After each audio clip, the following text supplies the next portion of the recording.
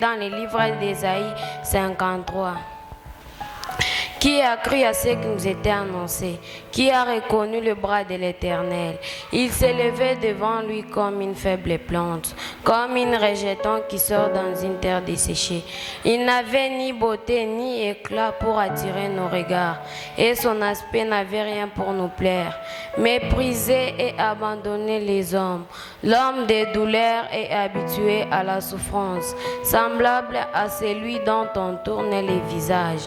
Nous l'avons dédaigné, nous n'avons fait de lui aucun cas. Cependant, ce sont nos souffrances qu'il a portées, c'est de nos douleurs qu'il s'est chargé. Nous l'avons considéré comme puni, frappé de Dieu et humilié. Mais il était blessé pour nos péchés, brisé pour nos iniquités. Le châtiment qui nous donne la paix tombait sur lui, et c'est par ses meurtrissures que nous sommes guéris. Nous étions tous errants comme des brebis, chacun suivait sa propre voie. L'Éternel a fait retomber sur lui l'iniquité de nous tous. Il était maltraité et opprimé. Il n'a point ouvert la bouche, semblable à un agneau qu'on amène à la boucherie, à une brebis muette devant ce qui l'attendait. Il n'a point ouvert la bouche. Il était enlevé par l'angoisse et les châtiments. Parmi ceux de sa génération qui a été retranché de la terre des vivants et frappé pour les péchés de mon peuple. Il s'est dépouillé lui-même en prenant la forme de serviteur, en devenant semblable aux hommes, ayant apparu comme un simple homme.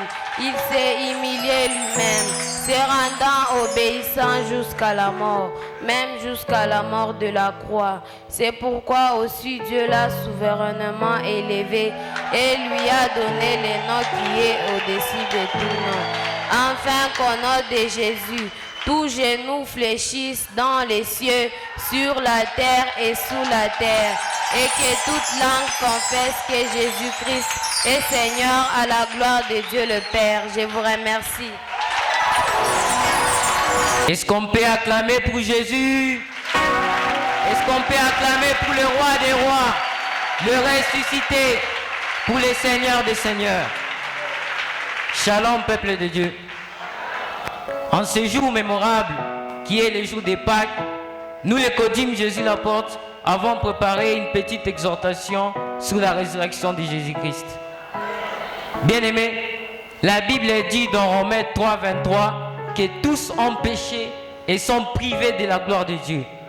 Et c'est parce que nous avons péché contre Dieu que notre relation avec lui a été rompue. Mais par son amour, il a envoyé son Fils unique, son seul et unique, pour qu'il meure à la croix, afin qu'il nous arrache des griffes du diable. Mais bon, il est venu sur terre. Ce Fils unique de Dieu est celui que l'on appelle la lumière de la vie. Cette lumière qui est venue vers nous, elle est entrée dans nos vies et elle a chassé les ténèbres. Peuple de Dieu, membres du corps du Christ, nous ne sommes pas ici pour parler de personnes mortes. Nous sommes ici pour parler de celui qu'on appelle les ressuscités. Cette même personne, l'unique qui a pu lever sa main quand la question a été posée de savoir qui pouvait descendre comme un agneau immolé pour sauver l'humanité. Alors que lui, il a accepté de prendre nos iniquités, de prendre toute notre opprobre. Qui pouvait accepter ça, bien-aimé? Qui pouvait accepter la souffrance de la croix? Mais lui, oh Dieu, oh Jésus, oh quel amour, bien-aimé, quelle bonté!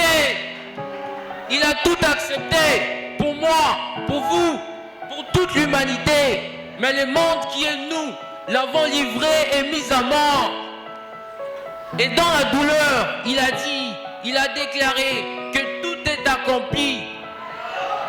Et dans Romains 8, on nous dit, il n'y a plus de condamnation pour nous qui vivons une vie en Christ, le Seigneur des Seigneurs et le Roi des Rois ressuscité en nous. Jésus a tout accompli, bien-aimé. Il a tout accompli. Il est mort, oui, il est bien mort. Ça, nous le savons tous.